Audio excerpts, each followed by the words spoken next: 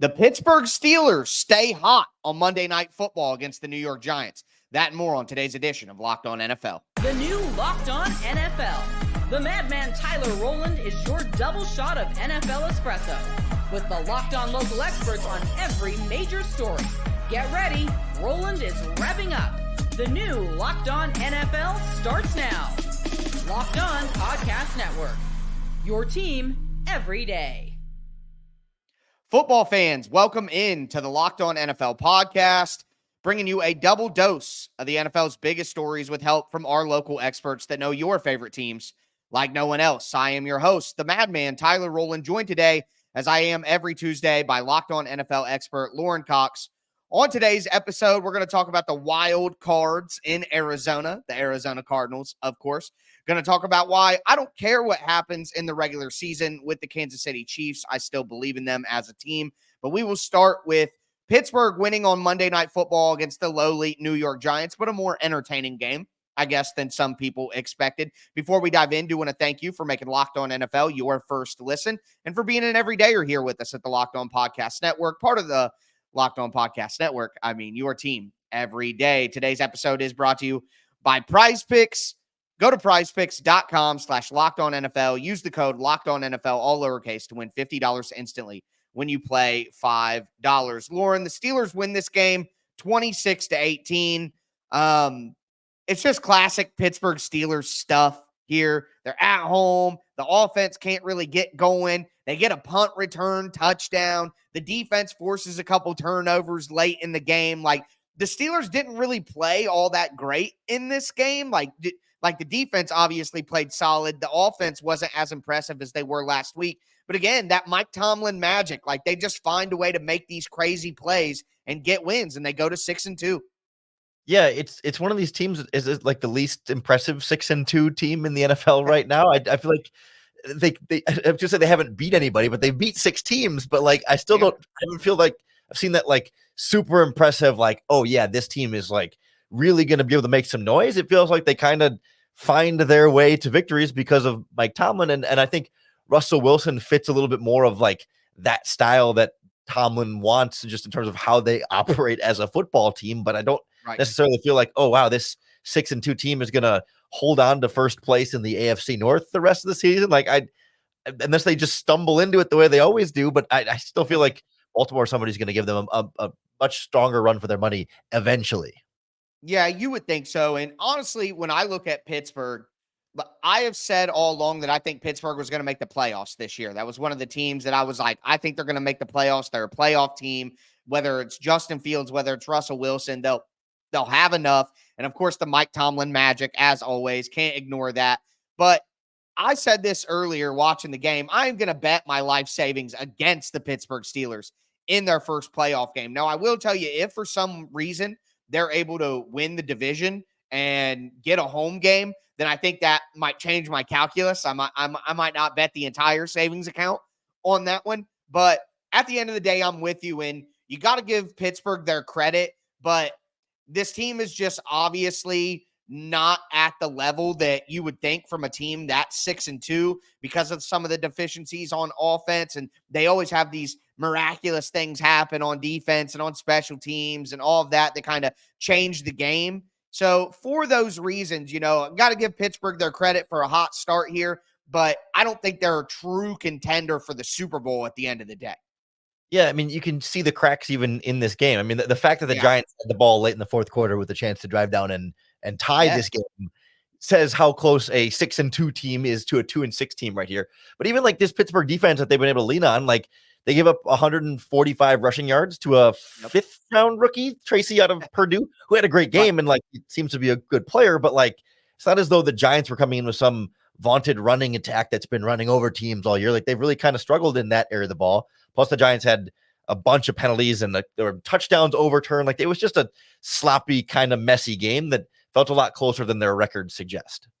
Yeah, and I think it's funny that, to call back to some of the conversations we had when we talked about the Russell Wilson, Justin Fields dilemma, it was like Russell Wilson would probably drive the ball down the field more. You're probably going to get a little bit more out of the passing offense, but at the same time, you're probably going to get more sacks because Justin Fields was able to use his mobility to get out of some of those sack situations. And I mean, Russell Wilson was sacked 4 times for 19 yards in this game. So that definitely has come to fruition. On the opposite side of things, you look at the New York Giants, man, like Brian Dable's 2-point conversion play, throwing it out there, some of the decisions that we see. I mean, Daniel Jones, until the end, when Pittsburgh really started to pin their ears back, Daniel Jones wasn't miserable in this game. Malik Neighbors had a few drops. Like, Daniel Jones, I thought, played well enough to win this game, but his head coach did him no favors, in my opinion. Yeah, that 2-point conversion play was like hilarious. I mean, it's just you could understand like on paper how that was supposed to work. There were more blockers than defenders when he was going to set it to throw that quick little screen. Like it, in theory, up here in the noggin, oh, that play is going to work. But when you snap the ball and nobody moves except the defense, and you throw it over there, like right, that's just great. Like on prime time too, it was nice to take some of the embarrassment away from. I've been stuck in nothing but Bears Commanders Hail Mary talk for the last 48 hours. So it was nice to see someone else get embarrassed on national TV. Yeah, 100%. Well, Lauren, I cover the Tennessee Titans. So if you want to feel better, just think about that when you lay your head down later tonight. But for the Giants, I think the reality here is they need a new quarterback. They need a new head coach. They kind of need to flush all this down. They're 2-6 now. This team isn't going anywhere. There's pre-snap penalties. They just don't seem organized.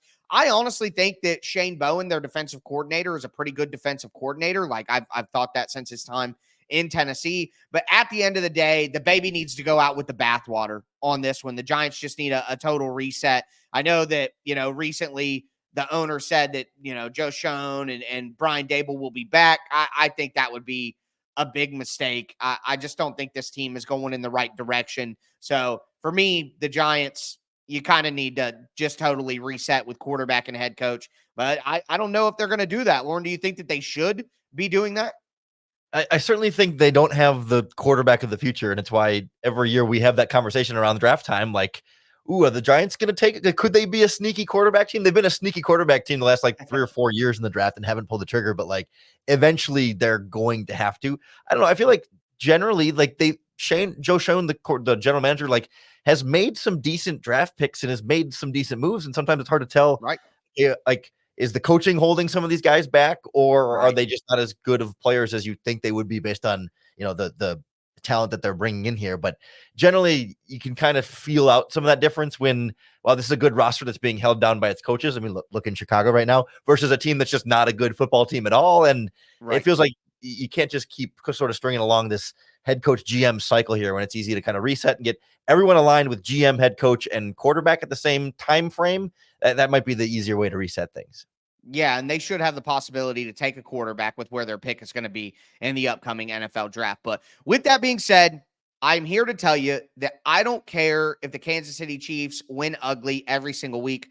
They're still winning, and when it matters in the playoffs, they're going to be right there to win again. And they made a move on Monday to help make sure that happens. We're going to talk about that. It's Locked On NFL, part of the Locked On Podcast Network, your team every day. Today's episode is brought to you by FanDuel. Look, FanDuel is America's #1 sportsbook, and it's for a reason. So make sure that you get ready to tackle the second half of the NFL action with FanDuel. Again, America's #1 sportsbook. Right now, new customers who bet $5 get $150 in bonus bets if you win. FanDuel Sportsbook app gives you everything you need to place live bets on the NFL all in one place. When you get a hunch in the middle of a game, you can open up the FanDuel app. You can check out the latest stats, view live play-by-play, and so much more on the same page where you place your bets. Just visit FanDuel.com to join today. You'll get started with $150 in bonus bets if you win your first $5 bet. That's FanDuel.com. Never waste a hunch and make every moment more with FanDuel, an official sportsbook partner of the NFL. All right, Lauren, let's continue today's edition of Locked On NFL. We talked about the Pittsburgh Steelers staying hot, beating the New York Giants on Monday Night Football. But now I want to talk about a team that is undefeated, but you can't really say that they're hot right now. I know that sounds crazy, but that's how things feel with the Kansas City Chiefs. So the Chiefs are the only undefeated team in the NFL. They've moved to 7-0, but any of the conversation around the Chiefs is negative. It seems it's, oh, they don't look good. Oh, this is the worst Patrick Mahomes team, this and that. And I got to be honest with you, Lauren, I just think it's all nonsense. I think this is a team that's been to the mountain so many times that they're having a hard time enjoying the climb. Like, I guess what I really mean to say here is Kansas City is going to win the Super Bowl again, and I don't care if they don't look good during the regular season. We all did this last year, too. It's the same thing. In September and in October, people were saying, oh, the Chiefs wide receivers aren't good enough. The team isn't good enough, this and that. And what do? They still find a way to win at the end. So I'll steal a line from my buddy Alex Clancy from Locked On Cardinals, who we're going to hear from later in the show. It's Patrick Mahomes until it isn't, and I don't care how ugly they look in the regular season. The Chiefs are going to be right there at the end, as always.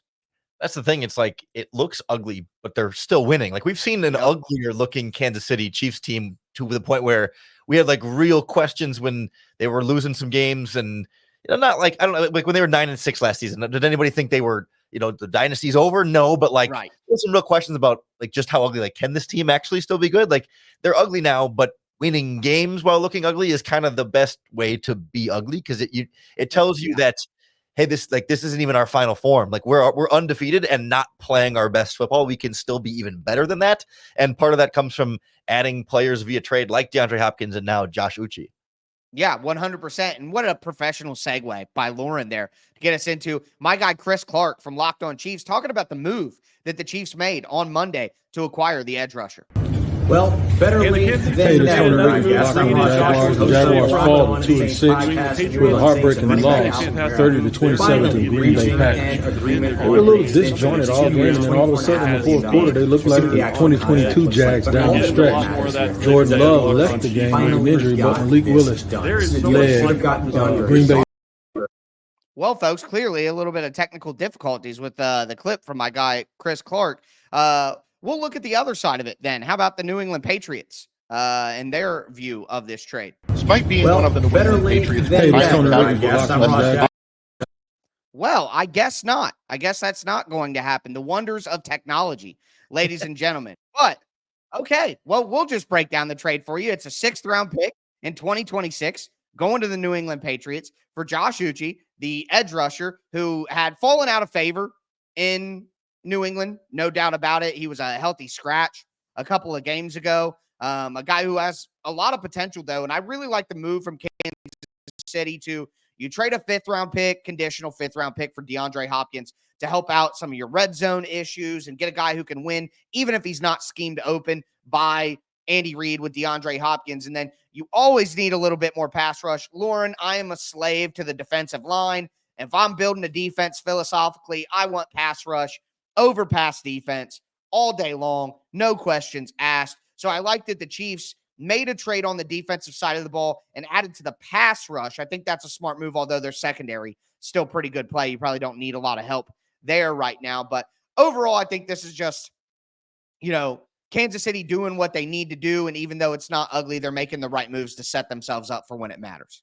Yeah, I mean, it feels like the Chiefs don't need more praise for us for making a smart move, but like, both of these moves, like, I love anytime you can acquire a veteran player who upgrades your roster for like a late day 3 draft pick, whether it's a conditional 5th for DeAndre Hopkins or a 6th-round pick for Uche. Like, those draft picks most likely are never going to become anything. Most 6th-round picks don't become anything. Most 5th-round picks don't even become anything. So when you can get quality, or not even like quality players, but just like players with upside for those late round picks that probably don't become anything anyway. Like, it's one thing if you're giving up 1st and 2nd round picks and kind of leveraging a lot of your future, but like, that's how teams like the Chiefs can still like add talent without like giving up their ability to keep building through the draft. And I think Uche's a really like sneaky good addition here, because like, you look at his pass rush win rate this season on the PFF, I think it's 16th among edge rushers. Like, he's winning his pass rush. He's not getting a bunch of sacks necessarily, but he's still beating offensive linemen across from him. And I think putting him in Kansas City where he could just be a pure defensive end and not have to worry about dropping back in coverage, but pin his ears back and rotate in as a pass rusher and focus on that one thing.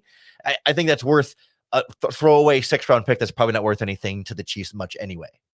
Yeah, and I think it definitely is a worthy trade-off with the situation that they're in as a team. Now, speaking of situation, you look at the New England Patriots.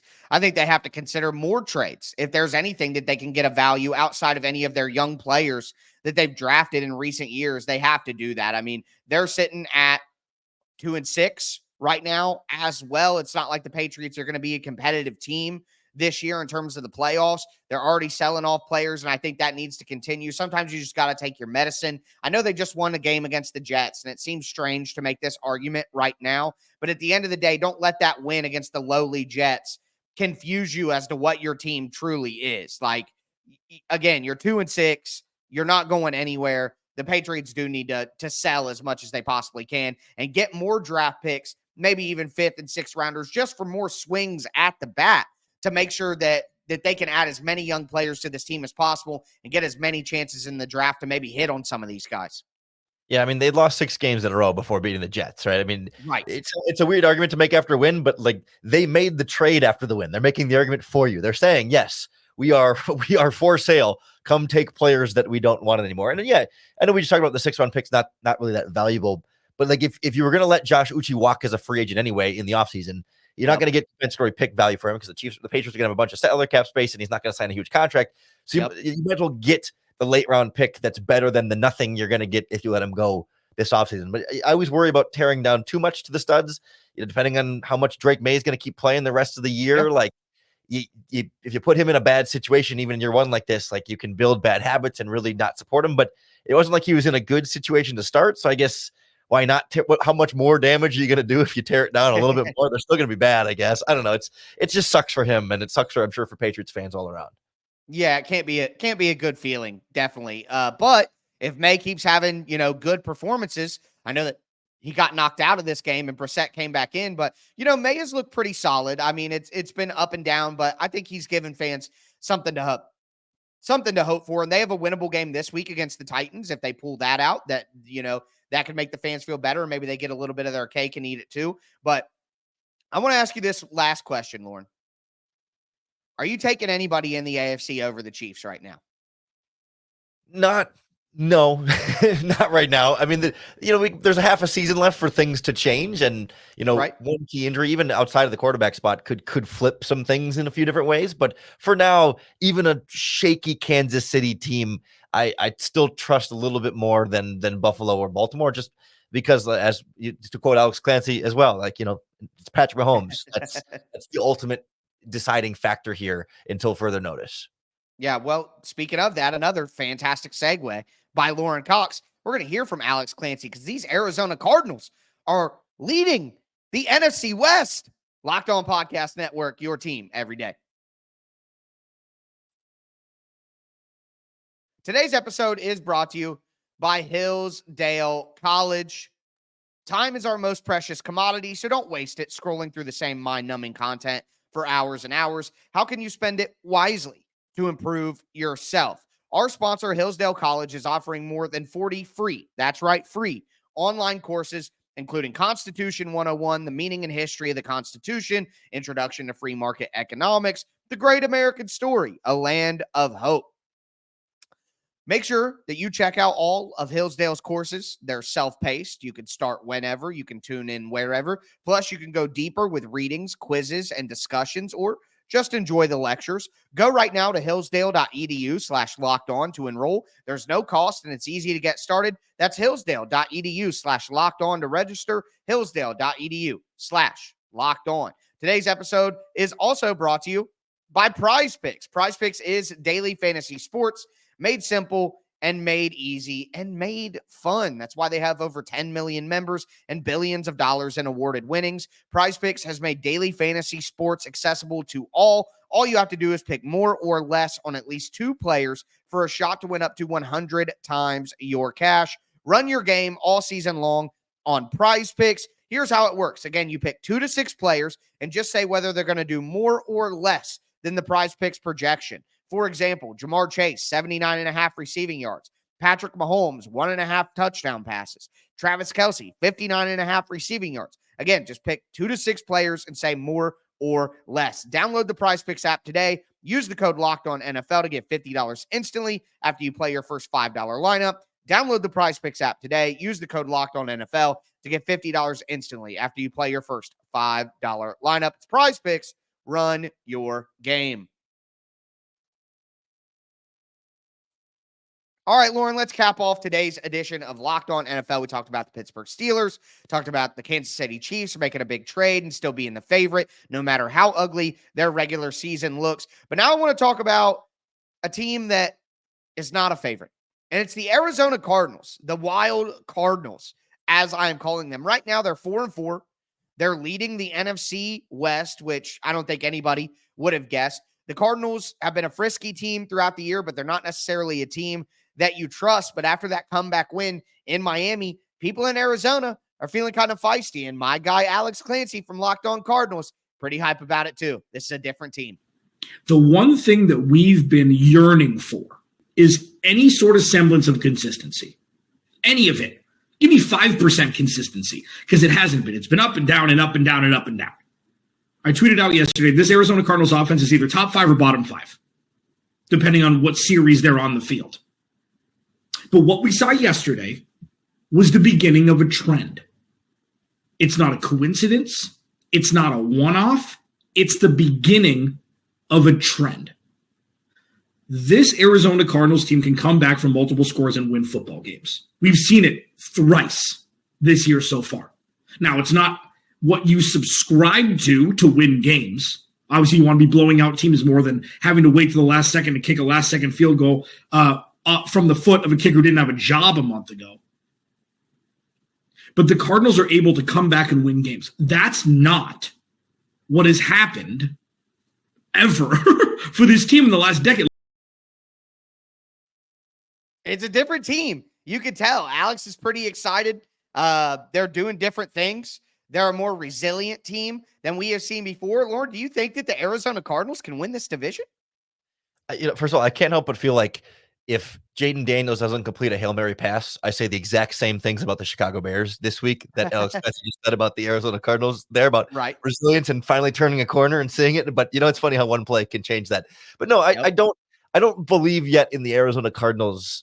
And, I know they're in first place, but it feels to me more like a reflection of the other teams in their division than like some massive step forward the Cardinals have taken. Because Alex said it himself there, right? Like the consistency has been lacking for them. And just because they have won 2 in a row against the Chargers and the Dolphins, both of them by less than a field goal in those games, doesn't necessarily sell me that consistency is there. And I think the thing that stands out to me the most is that if you look at where the Cardinals rank offensively and defensively, they rank lower than the Seahawks and the 49ers in both categories. In points and yards gained and allowed, they're third in their own division, and they're first on the record sheet. Technically, I'm not quite sold just yet. Yeah, that's completely fair. And I talked about this team a couple of weeks ago, and it's like, I still think maybe they make a wild card push here. I don't think that that's crazy now. Like, I think that is probably a likely outcome. They find a way to make it into the playoffs in some fashion, but I still think this team is one off season away from being a really good team. Like, they could be a really good team in about one off season. The offensive line is better than expected. They're able to run the ball with James Conner. Obviously, Kyler Murray is a better player than people remembered because of the injuries and some of the bad play for a few years with a bad roster. This defense, I think, is coached well by Jonathan Gannon. They don't really have the talent on defense that they need to be as good as they should be. But overall, I do think this is a fun team to follow like throughout the year. And I think that's, for me personally, that's what's most important here. The Cardinals are a fun team this year. Well, and that's what comes with being inconsistent, right? They're volatile. They can have that great game, and that's really fun to watch, and you can get your hopes up, and then they get the bad game where they get beat in a way that they really shouldn't, and you're like, what the heck happened to that team? And if that can sneak into the playoffs, if you had the good Arizona Cardinals, they could win a playoff game. And if you get the bad Arizona Cardinals, they look like they never belonged in the playoffs in the first place. Yeah, it's going to be interesting to see who they're more of, the Jekyll and Hyde Cardinals, who they're more of going down the line. A team that's really turned things around. I say turn things around, but they lost a couple games in a row, but they've really been great the last few weeks. It's the Buffalo Bills. This is what the Bills have ahead from my guy, Joe Marino from Locked On Bills. What's next for the Bills? Hosting the Miami Dolphins next week, Orchard Park. What is that, a 1 o'clock kick? Let me look at my schedule here. Yeah, 1 o'clock kick. And then they are at the Colts, host the Chiefs, and then a bye. So this is a 6-2 Bills team that next hosts the Dolphins, at the Colts, host the Chiefs, into the bye week before hosting the San Francisco 49ers. The Bills, 5 of the first 8 games on the road this year. And so it's nice to come out of that 6-2. I mean, when you put it in that perspective, I think that people were high on Buffalo early in the season. They lose a couple games in a row, and you're like, is this team for real? And now they're just kind of quietly going through a very tough stretch to start their year. I want to ask you this question, Lauren, before we get out of here. This is the real reason I put Buffalo in here. Who do you trust more, Buffalo or Baltimore? It's tough because they both give you reason to not want to fully trust them. Yes. That's why when you asked earlier about, like, is there anybody up to Kansas City? It's like, no. Exactly. I can't quite trust either of those teams, whereas, like, I can inherently trust Patrick Mahomes. You know, I feel like both of those teams, especially lately, have been healthier than a lot of other teams. Not that they're perfectly healthy, but, like, you see another team. I mean, we just talked about the NFC West, one of the most injured divisions in football, right? Like, the fact that these guys have been playing well when they're healthy is great, but, you know, that health isn't going to last all season long. And even when healthy, you've seen receivers make mistakes for both of them. Like, I trust both quarterbacks, but I've got enough questions around them where it's like, I realize I haven't answered your question. Which team do I trust more right now? I still think Josh Allen and the Bills, even though, but it's like Baltimore beat them head to head. So but I think right now it's the Bills. I think 3 weeks ago it was the Ravens, and 3 weeks from now it might be the Ravens again. Yeah, it could be something different, but I'm with you. I'm going to go with the Buffalo Bills in this one. Again, that could change, obviously, and likely will change, maybe change multiple times back and forth throughout the rest of the year. NFL is a week-to-week business, of course, and a lot can change, but I'm with you. I just trust that the Bills are going to find a way to be the best version of themselves, where I think Baltimore is a little more volatile, which may be the word of the episode at this point, but thought it was an interesting conversation, kind of cap things off here for us. But that is going to do it for me, the Madman Tyler Rowland, and my co-host Lauren Cox. Thank you for tuning in to Locked On NFL. Make sure to tune into the afternoon edition of Locked On NFL with Tony Wiggins, the barber, in the barber shop. As I tell you guys every episode, stay safe out there.